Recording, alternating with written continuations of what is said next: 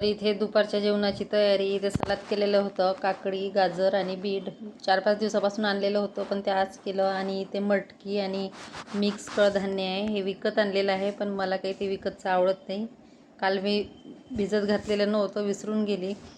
आणि इकडे बघू शकता, पाऊस आला की पावसाचा जुगाड सगळं सामान आम्हाला इकडे आणावं लागतं. इकडे ठेवत असते मी, पण पाणी आलं की मग आतमध्ये ठेवावं लागते.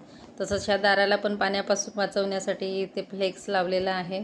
बांधून घेतलं पूर्ण दाराला, ते म्हणजे ओलं होणार नाही. आणि दाराला लावासाठी हा बॉक्स, याच्यामध्ये साबण ठेवून देते, म्हणजे तिथल्या तिथं मला घ्यायला बरं होते. तिथेच कपडे धुवायचे असते बाजूला, आणि दार पण आपटल्या जात नाही हवेमुळे.